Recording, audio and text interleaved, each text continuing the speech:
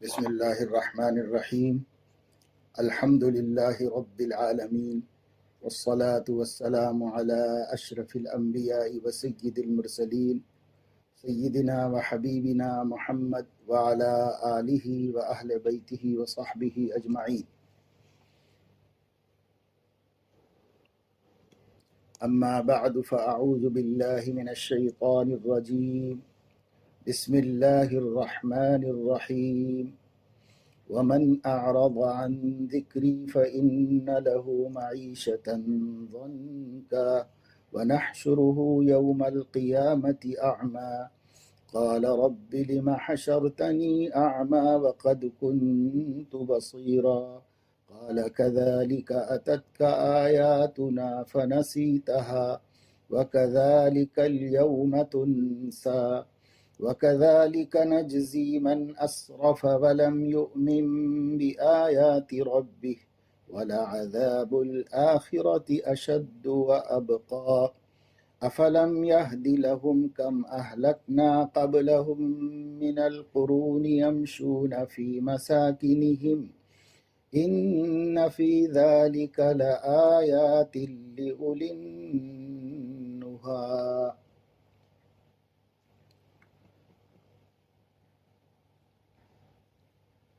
صدق اللہ العظیم.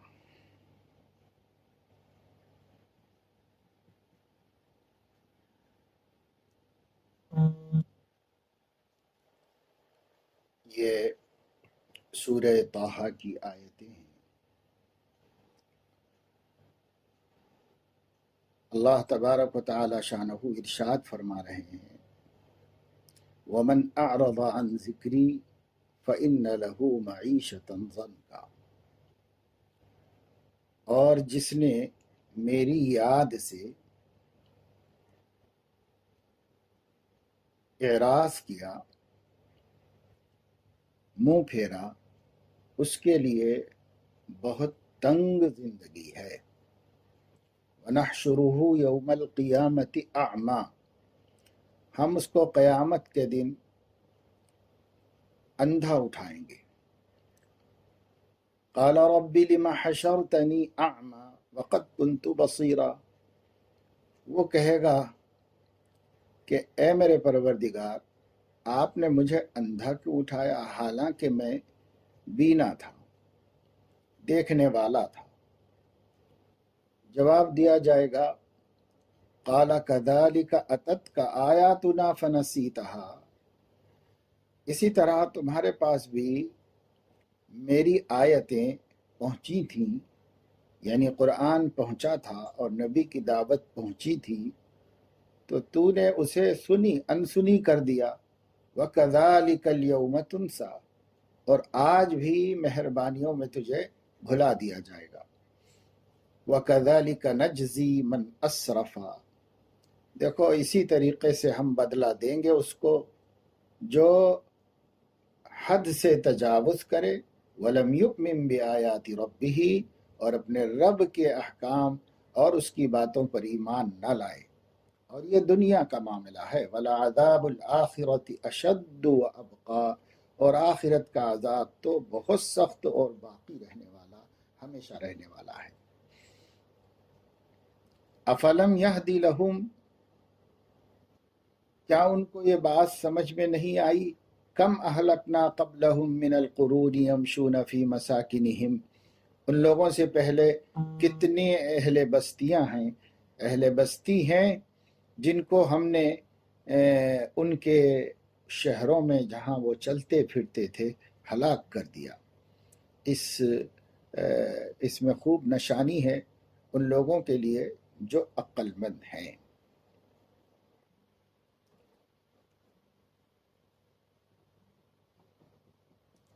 ان آیات میں دراصل اللہ تبارک و تعالی شانہ نے مکہ کے مشرکوں کی تنبیہ فرمائی ہے، اور بالخصوص بعض مفسرین کے مطابق اسود بن عبد الاسد مخزومی کی تنبیہ کی گئی ہے، جس کے مرنے کے بعد جب اس کو دفن کیا گیا تو زمین نے اس کو اس طریقے سے دبا دیا، اس کی قبر دو طرف سے مل گئی جس سے اس کی پسلیاں ایک دوسرے کے اندر گھس گئی تھی۔ یہ انجام تھا قرآن کریم اور سیدنا محمد الرسول اللہ صلی اللہ علیہ وسلم کی دعوت کا انکار کرنے کا۔ چند آیتوں پہلے بھی اللہ تعالیٰ نے یہ فرمایا ہے وَمَنْ أَعْرَضَ عَنْ ذِكْرِي وَمَنْ أَعْرَضَ عَنْهُ فَإِنَّهُ يَحْمِلُ يَوْمَ الْقِيَامَةِ وِزْرًا خَالِدِينَ فِيهِ، جو شخص قرآن کریم سے اور نبی کریم صلی اللہ علیہ وسلم کی دعوت سے اعراض کرے گا وہ قیامت کے دن بوجھ اٹھائے گا جس میں وہ ہمیشہ ہمیشہ رہے گا۔ سورہ طٰہٰ میں اللہ رب العزت نے خصوصاً سیدنا موسیٰ علیہ السلام کے متعدد واقعات بیان فرمائے ہیں۔ ان کو نبوت کے ملنے کے تذکرے سے سورت کا آغاز ہوتا ہے، اور اس کے بعد جو بہت سی صورتیں اور بہت سے حالات پیدا ہوئے اور ان کی قوم اور ان کے درمیان میں پیش آتے رہے، ان کی طرف اشارہ کیا اور اللہ تعالیٰ نے پوری طرح توجہ دلائی۔ اس توجہ دہانی کے بعد اخیر میں یہ فرما رہے ہیں کہ ہم نے لوگوں کو اپنی باتوں سے اور پچھلے زمانے کی امتوں کے واقعات سے باخبر کیا اور واقف کیا، لیکن اس کے باوجود بھی اگر اثر نہ ہوا اور اس سمجھانے کا اور مثالیں دے کر حقیقی واقعات جو اس کائنات میں پیش آ چکے ہیں ان واقعات کا تذکرہ کر کے ان کو جھنجھوڑنے، توجہ دلانے، متوجہ کرنے کی ہماری طرف سے جو کچھ کوشش کی گئی ہے اور جو کچھ ہم نے انتظام کیا ہے، سامان کیا ہے بندوں کی ہدایت کا، تو وہ اس لیے نہیں کہ بندوں کے ہدایت سے یا بندوں کے فرما بردار بننے سے، ایمان لانے سے، اطاعت کرنے سے ہمارا کوئی فائدہ ہے۔ اس میں ہمارا کوئی فائدہ نہیں ہے۔ ہم نے اپنے بندوں ہی پر رحم کیا، ان پر شفقت کی اور چاہا کہ فوری طور پر ان کو عذاب میں مبتلا نہ کیا جائے۔ وَلَوْلَا كَلِمَةٌ سَبَقَتْ مِن رَبِّكَ لَكَانَ لِزَامًا وَأَجَلٌ مُّسَمًّى۔ یہ چاہیے ان لوگوں کو کہ اس سے فائدہ اٹھائیں، اور اگر اب بھی نہیں کرتے تو یہ نہ سمجھیں کہ اللہ تعالیٰ کو آپ کی کوئی ضرورت ہے، بلکہ اللہ تعالیٰ نے یہ سب کچھ شفقتاً اور مہربانی کے طور پر کیا ہے۔ اب اگر تم اعراض کرتے ہو، منہ پھیر لیتے ہو اور اللہ تعالیٰ کی طرف سے کی گئی ان ساری مہربانیوں کو تم اللہ کی حاجت و ضرورت سمجھتے ہو، نعوذ باللہ، اور اپنے کو بے نیاز و مستغنی بناتے ہو اور کوئی پرواہ نہیں کرتے، نہ اللہ کی کتاب کی، نہ اللہ کے نبی صلی اللہ علیہ وسلم کی تعلیمات کی اور ان کے خلق کریم کی کوئی قدر نہیں کرتے، اسے اختیار نہیں کرتے، اس پہ چلتے نہیں۔ جب معاملہ آتا ہے نبی کی اتباع کا تو منہ پھیر لیتے ہیں اور اس کی طرف زیادہ اعتناء و توجہ نہیں ہے۔ تو کچھ لوگ تو وہ ہیں جنہوں نے سرے سے انکار ہی کر دیا کہ نہ قرآن سچی کتاب ہے اور نہ نبی سچے نبی ہیں، نعوذ باللہ۔ لیکن کچھ لوگ وہ ہیں جنہوں نے اس قسم کا اعراض تو نہیں کیا، بلکہ مانا کہ یہ قرآن اللہ کی کتاب ہے اور مانا کہ سیدنا محمد الرسول اللہ صلی اللہ علیہ وسلم اللہ کے نبی ہیں اور سچے نبی ہیں۔ اس سب کو ماننے کے باوجود جیسے ہم لوگ ہیں کہ ان پہ ایمان تو رکھتے ہیں اور ان باتوں کو مانتے تو ہیں، لیکن جب قرآن کے احکام ہمارے سامنے آتے ہیں، اسی طریقے سے نبی کریم صلی اللہ علیہ وسلم کی مبارک تعلیمات ہماری طرف متوجہ ہوتی ہیں، موقع آتا ہے جب آپ کی سنت و سیرت پہ چلنے کا یا اس کی دعوت ہمارے سامنے آتی ہے، تو ہم لوگ عملی طور پر اعراض کرتے ہیں۔ اعتقادی طور پر تو ہمیں اعراض نہیں ہے بلکہ ایمان ہے، لیکن عملی طور پر ہم بھی اعراض کرتے ہیں، توجہ نہیں دیتے، پرواہ نہیں کرتے، جانتے ہیں، مانتے ہیں، اور بسا اوقات ماننے میں بھی آنا کونی کرتے ہیں اور اشکال و اعتراض کرتے ہیں، اور جیسے صحابہ نے تسلیم کیا تھا آپ صلی اللہ علیہ وسلم کی ہر بات کو بے چون و چرا اس طرح ہم نہیں تسلیم کرتے، ہم کوشش کرتے ہیں، بچنے کے راستے نکالتے ہیں اور چاہتے ہیں کہ کسی طرح ہم کو نبی پاک صلی اللہ علیہ وسلم کی ذات عالی کے خلق کریم اور ان کی دعوت اور ان کی سیرت سے ہٹنے کا اور زمانے کے راستے پر چلنے کا موقع مل جائے۔ اور زمانے کے راستے پر چلنے کے لیے یا یورپین اقوام کی تہذیب اور ان کے کلچر کی تقلید کرنے اور اس پر چلنے کے لیے ہم لوگ ہیلے بہانے کرتے ہیں اور موقع تلاش کرتے ہیں کہ کس طرح بچیں۔ بعض لوگ تو اتنے بد نصیب اور گستاخ ہو گئے ہیں کہ وہ قرآن حدیث ہی میں سے نکالنے کی کوشش کرتے ہیں کہ ہم مغرب کے راستے پر چلیں اور نبی پاک صلی اللہ علیہ وسلم کے اسوہ حسنہ کو، پیارے طریقے کو چھوڑ دیں، اور اس کے لیے کہتے ہیں کہ یہ سب مولویوں کی پیداوار ہے، قرآن میں تو کہیں اس کا حکم نہیں ہے، حدیث میں تو کہیں اس کا حکم نہیں ہے۔ یہ جو لوگ کرتے ہیں یہ تو اور بھی زیادہ خطرناک ہے، کیونکہ یہ ملحد لوگ ہیں، جو لوگ ایمان کے بنیادی عقیدوں کا سرے سے انکار کر دیتے ہیں ان کو مرتد کہا جاتا ہے۔ اور جو لوگ انکار تو نہیں کرتے لیکن ایسی فحش اور باطل تعویل کرتے ہیں جس کو سلف میں سے کسی نے بھی اختیار نہیں کیا، نہ صحابہ نے وہ سمجھا تھا ان آیتوں سے اور ان نصوص سے، نہ تابعین نے سمجھا تھا، نہ فقہا نے سمجھا، نہ محدثین نے سمجھا، کوئی بھی خیر القرون میں اس کا وہ مطلب نہیں لیتا تھا جو آج کل لوگ اپنی عقلوں سے بناتے ہیں۔ اور یہ دراصل ان کے نفس کا چور ہوتا ہے کہ اگر وہ وہی مطلب لیں جو صحابہ و تابعین نے لیا تھا تو ان کو نبی کے طریقے پہ چلنا پڑے گا، اور وہ اس زمانے میں چلنا نہیں چاہتے، زمانے کے راستے پہ چلنا چاہتے ہیں، زمانے کے طریقے پر چلنا چاہتے ہیں، اور یہ چاہتے ہیں کہ کوئی ہمیں مسلمان ہونے کا طعنہ نہ دے، اور کوئی ہمیں اسلام پر مضبوطی سے جمنے کا یا اولڈ ایج نہ کہے، یا پرانے خیالات والا نہ کہے، یا روایتی مسلمان نہ کہے، جیسے آج کل میڈیا خوب بکواس کرتا ہے اور اس سے مسلمان ڈرتے چلے جاتے ہیں۔ تو یہ مسلمانوں کے لیے زیب نہیں دیتا۔ ایمان وہ زبردست طاقت کا نام ہے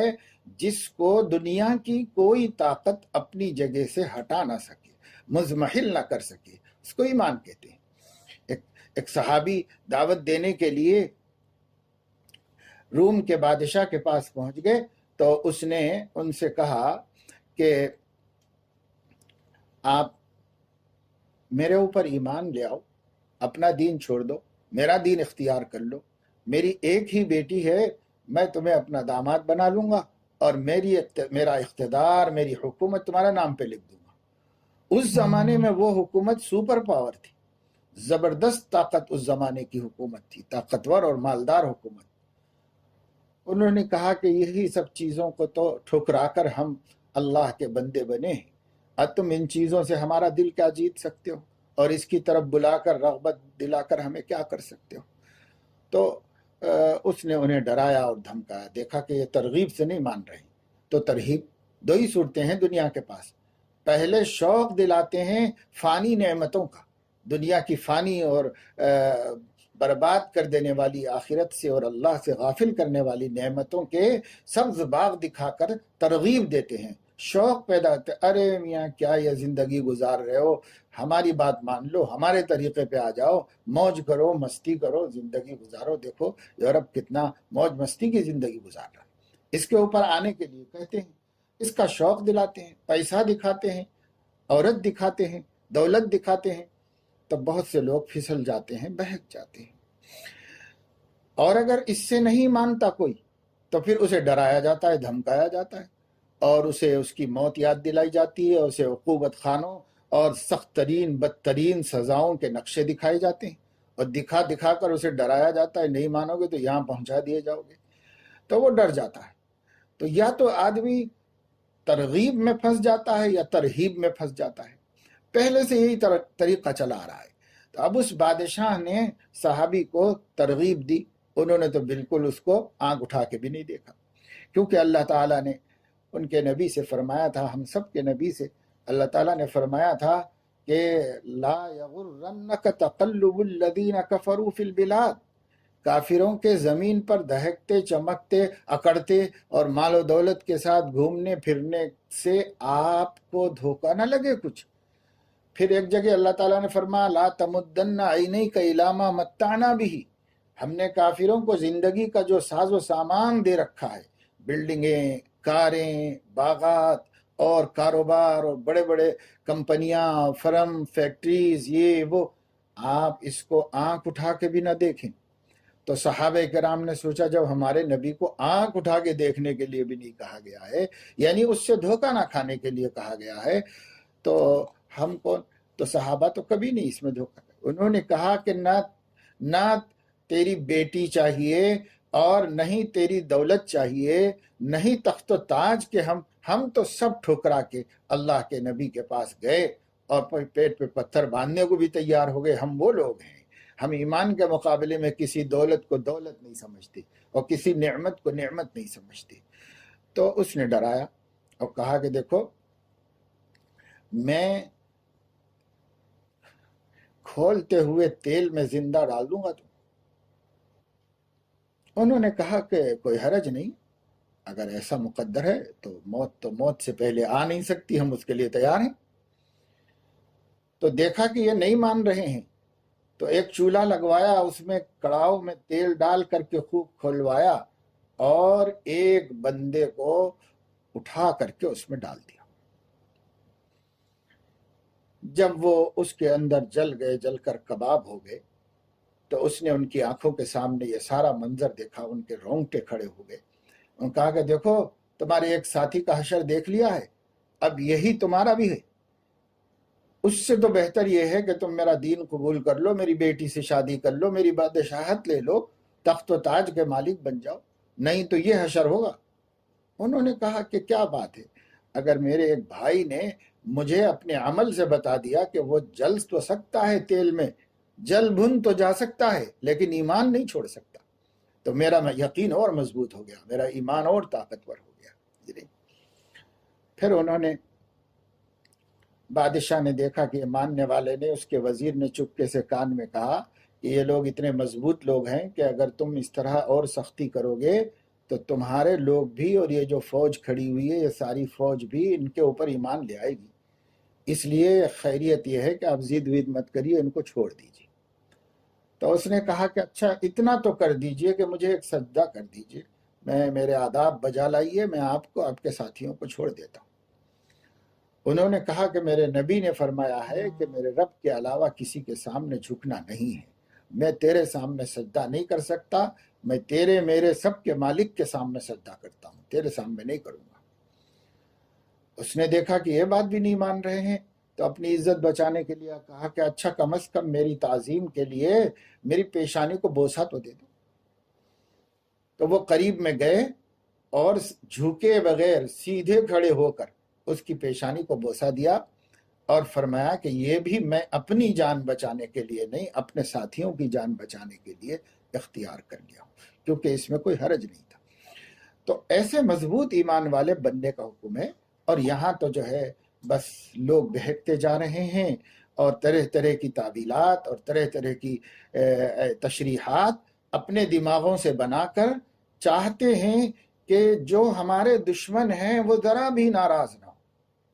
वो कभी नाराज ना हो, बस उनको खुश रखें, अल्लाह चाहे नाराज हो जाए, रसूल चाहे नाराज हो जाए। याद रखिए ये एराज है अल्लाह की बातों से, ये एराज है नबी पाक सल्लल्लाहु अलैहि वसल्लम की अजीम मुबारक और महबूब हस्ती से, ये एराज है। किसको छोड़कर किसको पकड़ रहे हैं, कैसी प्यारी जात को छोड़ा है और छोड़कर कैसे कैसे मनहूसों और बदकिस्मतों के पीछे हम पड़े हुए हैं। किसको राजी करना चाह रहे हैं? अल्लाह की ज़ात आली की रिज़ा मोमिन का मकसूद होना चाहिए, और अल्लाह के नबी सैयदना मुहम्मदुर रसूलुल्लाह सल्लल्लाहु अलैहि वसल्लम की खुशी से बढ़कर हमें किसी को खुश करने का शौक़ नहीं होना चाहिए। कौन है जिसको हम अपने आका से ज़्यादा महबूब माने और उसकी खुशी का ख्याल करें? कोई कायनात में ऐसा नहीं बनाया अल्लाह ने जैसा हमारे नबी सल्लल्लाहु अलैहि वसल्लम को महबूब प्यारा बनाया। कुल कायनात जिस पर कुर्बान होती है, उसके ऊपर कुर्बान होने के बजाय हम ज़माने की राहतों, ज़माने की झूठी इज्जतों और ज़माने की आरजी दौलतों اور زمانے کی وقتی خوشیوں کے واسطے ہم کس کو چھوڑ رہے ہیں اور کیا پا رہے ہیں؟ اتستبدلون الذی ہوا ادنا بالذی ہوا خیر۔ آسمان سے کھانا بھیجتے تھے اللہ تعالیٰ بنی اسرائیل کے لیے،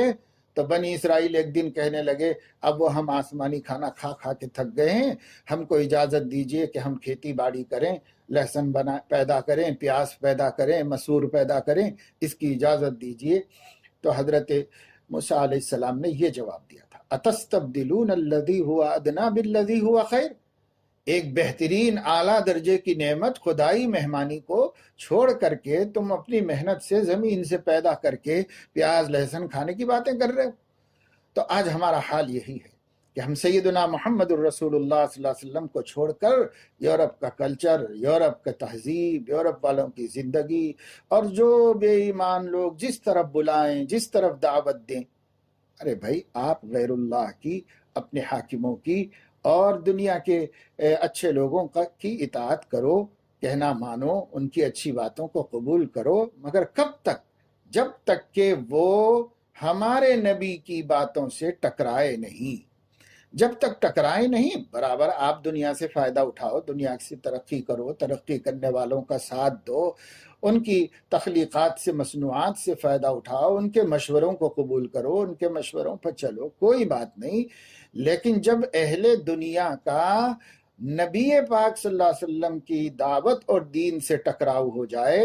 تب آپ کو بڑی کٹھن گھڑی ہے کہ آپ فیصلہ کریں۔ لیکن کٹھن اس کے لیے ہے جس کا ایمان و یقین نہیں بنا۔ جس کا ایمان و یقین بنا اس کے لیے تو بہت آسان فیصلہ ہے۔ ہم اپنے محبوب کو ناراض کر کے کسی کو خوش کرنا نہیں چاہتے۔ ہم جانتے ہی نہیں کہ ہمارے آقا تو خفا ہو جائیں، کوئی اور خوش ہو جائے۔ ایک صحابی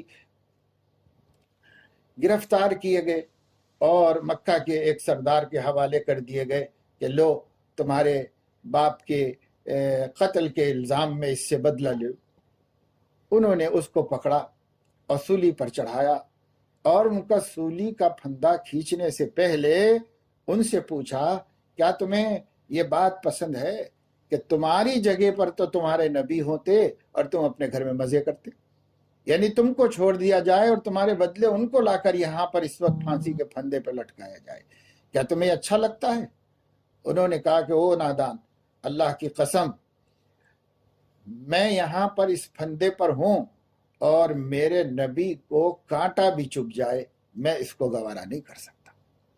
تو آپ دیکھیے کہ صحابہ کرام نبی کے جسمانی تکلیف، یعنی اپنی جان بخشی کے مقابلے میں کہ نبی کو کانٹا چبھا کر اور مجھے پھانسی سے اور موت سے بچا لیا جائے،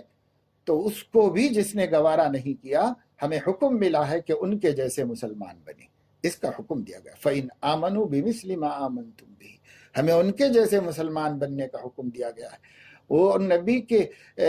نبی کے جسم کی تکلیف، معمولی تکلیف پر بھی اپنی جان قربان کر دینے کی بات کر رہے ہیں، اور ہم لوگ نبی کے قلب مبارک کو مسلسل اذیتیں دے دے کر بھی خوش ہیں کہ صاحب نہیں، اس میں کیا حرج ہے، اس میں کیا حرج ہے، اس میں کیا حرج ہے، اس میں کیا حرج ہے۔ تو بھائی ہم اپنے حکام کے اور ہمارے اپنے خیر خواہوں کے مشورے قبول کرتے ہیں، اس پر عمل کرتے ہیں، کرنا چاہیے، انتظامی ہدایات پر چلنا چاہیے، سب کچھ۔ لیکن اگر ہم سے یہ بات کہی جائے جو ہمارے نبی کے حکم اور ان کی دعوت کے خلاف ہو، تو ہم اس کو قبول نہیں کر سکتے۔ البتہ اس سلسلے میں ہمیں اپنے علماء کی رہنمائی اور رہبری پر چلتے رہنا چاہیے، عمل کرتے رہنا چاہیے۔ میں صرف یہاں یہ بات بتانا چاہ رہا ہوں آیت کے ذیل میں کہ بہت سے قابل اور پڑھے لکھے لوگ تحریف کر رہے ہیں، اس تحریف کو الحاد کہتے ہیں۔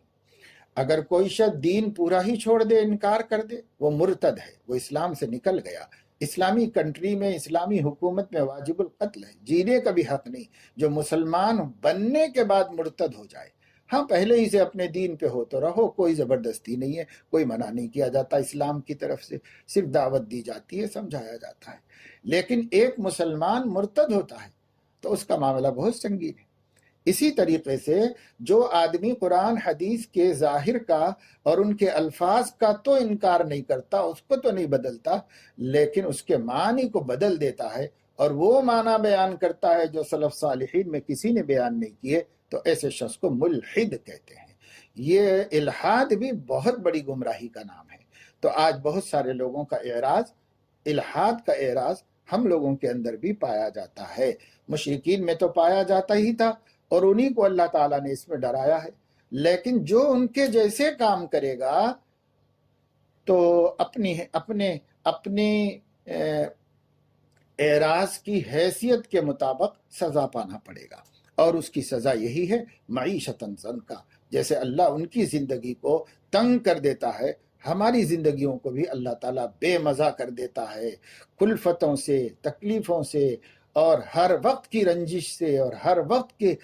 دل آزاریوں سے ایک ایک لمحہ گزرنا مشکل ہو جاتا ہے۔ اور اللہ تعالیٰ ایسا کرتے ہیں، اور ہم اس کو دیکھ بھی رہے ہیں، سب لوگ دیکھ رہے ہیں، اس کو بھگت رہے ہیں اس دنیا کے اندر۔ آپ کہہ سکتے ہیں کہ اللہ تعالیٰ فرما رہے ہیں کہ کافروں کو قرآن کے انکار کی وجہ سے ہم زندگی تنگ کر دیں گے، لیکن ہم دیکھ رہے ہیں کہ صاحب انہی کی زندگی بہت خوشحالی کی ہے، مال ہے، دولت ہے، کمپنیاں ہیں، انہی کی تجارتیں ہیں، انہی کی حکومتیں ہیں، انہی کا سب کچھ ہے، تو پھر کہاں ان کی زندگی تنگ کی گئی؟ تو اس کا جواب یہ ہے کہ ان کی زندگی تنگ کیے جانے سے مراد سعید ابن جبیر رحمہ اللہ جو بڑے مفسر قرآن ہیں، فرماتے ہیں کہ زندگی تنگ ہونے سے مراد یہ ہے کہ انہیں قناعت سے محروم کر دیا جاتا ہے، ان کے اندر مال و دولت اور دنیا کی نعمتوں کی حرص پیدا کر دی جاتی ہے، اور یہ حرص ان کو دن رات اس کی تلاش میں ایسی پاگل و مجنوں بنا دیتی ہے کہ ان کو ایک لمحہ بھی چین نہیں آتا۔ ان کے گھر بن گئے، ان کی بلڈنگیں بن گئی، ان کے باغات ہو گئے، ان کے فارم ہاؤسز بن گئے، ان کی بیویاں ہو گئی، ان کے بچے ہو گئے، کاروبار ہو گئے، بڑے بڑے کارخانے مل گئے، اور بڑی بڑی دنیا کی نعمتیں مل گئیں، لیکن اندر ایک بھوک ہے، اندر ایک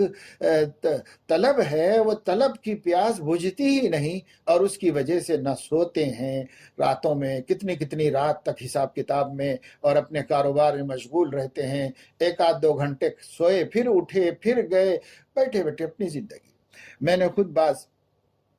بڑی بڑی دکانوں پر، شو رومز پر دیکھا کہ بچے کاروبار کر رہے ہیں، کاروبار سنبھالے ہوئے ہیں، بچے بڑے ہو گئے ہیں، پورا کاروبار دیکھنے کے قابل ہو گئے ہیں، لیکن بڈھا پھر بھی آ کر کے وہاں پر بیٹھے کانپتے کانپتے ہاتھوں سے، اور بڑی مشکل سے آنکھیں کھول کھول کے نوٹیں خود ہی گن رہا ہے، خود ہی رکھ رہا ہے آ کے بیٹھ کر کے۔ ارے تو اب آرام کر سو سکتا ہے، آرام سے رہ سکتا ہے، بچے سب کما کے لا رہے ہیں، دے رہے ہیں، بچے باغی بھی نہیں ہو گئے تمہارے ہی چاہنے والے ہیں۔ لیکن نہیں، یہ جو اللہ تعالیٰ قناعت کی نعمت سے محروم کر کے حرص اور ہوس کا عذاب ان کے دل میں پیدا کر دیے ہیں، یہ معیشت زنکا ہے، یہ تنگ زندگی ہے، اور اس کے اندر ان کی زندگیوں کو کوئی خوشیاں نہیں ہیں، کوئی راحتیں نہیں ہیں، اور وہ ہمیشہ فکروں میں، پریشانیوں میں، اور ہمیشہ تنگیوں میں، دشمنوں کے ڈر سے، حاسدوں کے خوف میں اپنی زندگی پوری برباد کرتے ہیں۔ سکون اور لطف حیات جس چیز کا نام ہے، یہ بیچاروں کو کہاں سے نصیب ہے؟ اس لیے اسی طرح بعض مسلمانوں کا بھی قرآن حدیث سے اعراض کرنے کا یہی انجام ہو رہا ہے، اور ان کا حال بھی ہماری آنکھوں کے سامنے آتا ہے۔ اس لیے اگرچہ کہ آیات کے مصداق کفار و مشرکین ہیں، یعنی سرے سے انکار کرنے والے ہیں، لیکن جو لوگ اس اعراض میں کچھ مشابہت پیدا کرتے ہیں، اس اعراض میں کچھ شریک ہوتے ہیں، عقیدے سے اعراض نہ کرنے کے باوجود عملی اعراض کرتے ہیں، انہیں بھی اس معیشت زنکا سے کچھ حصہ ملتا ہے، اور ان کی حالت بھی ایسے ہی ہوتی ہے۔ اس لیے ہمیں چاہیے کہ اس معیشت زنکا سے بچے، بہت بہت بہت بڑے نقصان کی بات ہے۔ ایک حدیث میں نبی کریم صلی اللہ تعالی علیہ وسلم صحابہ کرام کے سامنے فرما رہے تھے کہ دیکھو، جو مومن کی قبر ہے، جب مومن کو اس میں دفن کر دیا جاتا ہے تو دیکھنے میں تو وہ ہمیں 2.5 گز کا چھوٹا سا گڑھا نظر آتا ہے،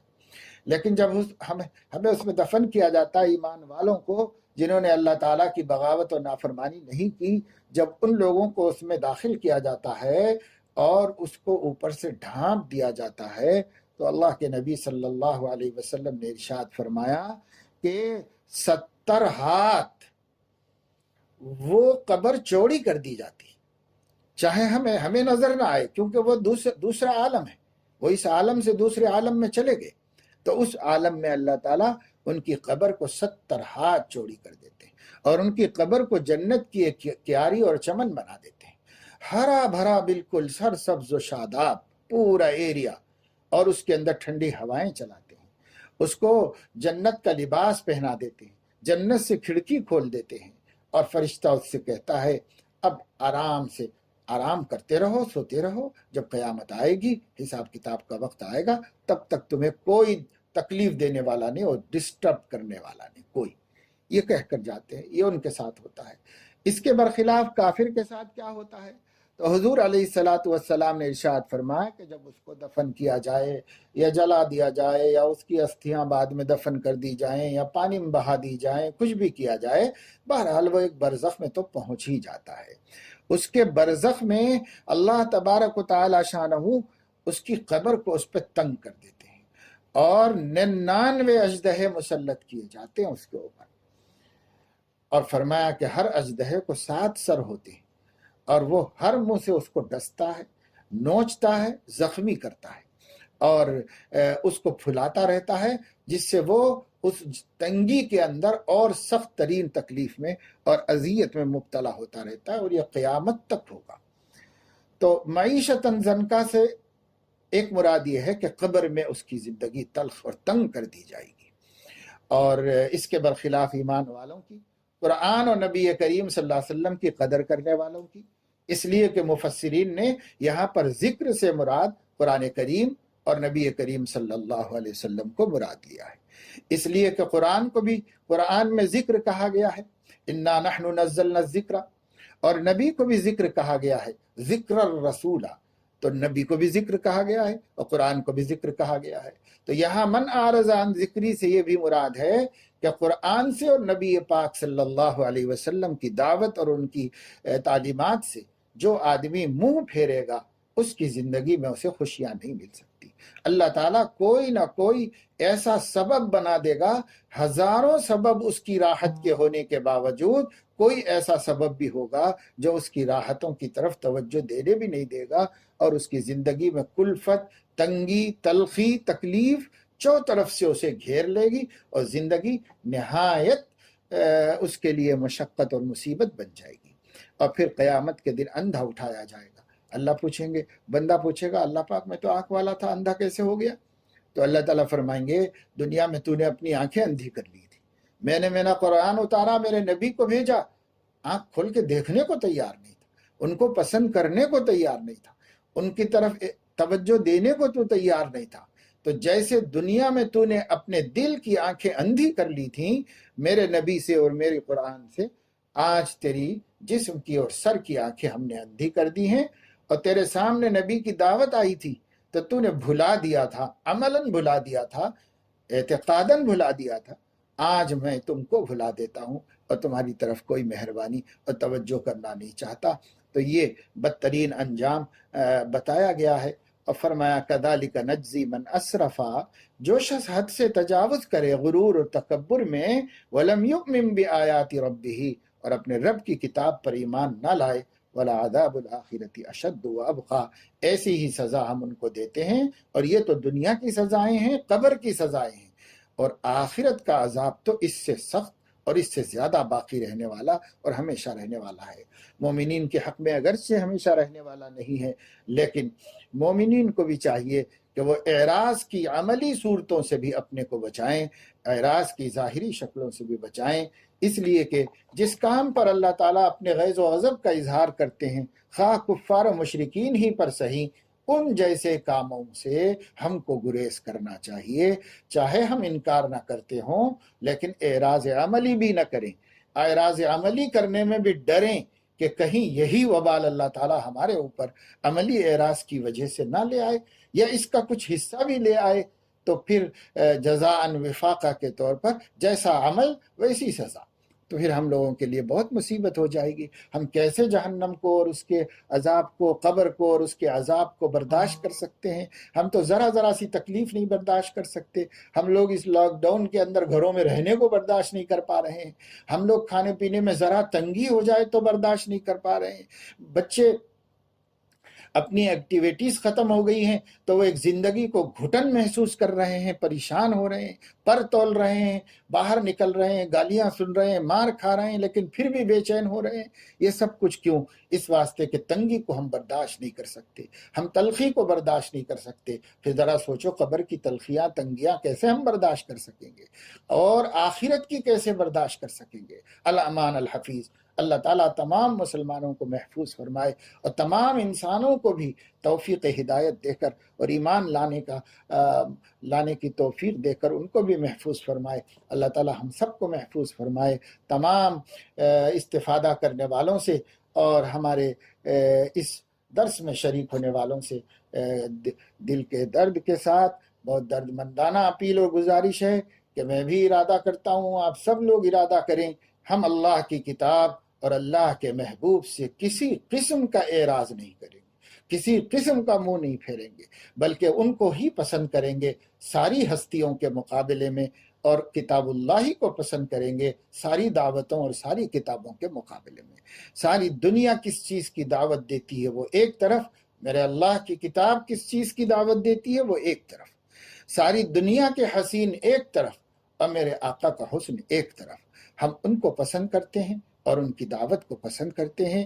ایک لمحے کے لیے بھی ان کی دعوت سے اعراض نہیں کریں گے، آنکھ نہیں موچیں گے اور منہ نہیں پھیریں گے، اور ان کی ہی جو ہے دعوت پر چلیں گے، اور انہی کی ہستی کی خوشی پہ مر مٹیں گے اور اپنی زندگیاں قربان کریں گے۔ اللہ ہمیں استقامت نصیب فرمائے، اللہ اس مہلت کے دنوں میں ایسی ایمان پر محنت کر لینے اور اپنے بال بچوں کے یقین بنانے کی فکریں کر لینے کی اللہ تعالیٰ توفیق نصیب فرمائے۔ ایسی مجلسیں ہمارے گھر میں ہوں جن سے صحابہ کی محبت پیدا ہو، صحابیات کی محبت پیدا ہو، ایسی مجلسیں ہمارے گھر میں ہوں جن سے اہل بیت سے والہانہ تعلق پیدا ہو جائے اور ازواج مطہرات سے اپنی ماؤں سے زیادہ محبت ہو جائے۔ اور سیدنا اور حبیبنا حضرت محمد صلی اللہ علیہ وسلم کو تو قرآن میں فرمایا گیا ہے النبی اولا بالمؤمنین من انفسہم، نبی مومنین کے لیے ان کی جانوں سے بھی زیادہ قیمتی اور محبوب ہیں۔ ہم اپنی جان سے زیادہ پیار اپنے آقا صلی اللہ علیہ وسلم سے کرنے والے بن جائیں۔ اس کی مشقیں، اس کی محنتیں، اس کی تعلیم اور اس کی تربیت ان دنوں میں اپنے گھروں میں کر لیں، پتہ نہیں پھر آگے کی مصروفیتوں میں اس کا موقع ملے یا نہ ملے۔ اللہ تعالی ہم سب کو توفیق عمل نصیب فرمائے، آمین۔ وآخر دعوانا الحمد للہ رب العالمین۔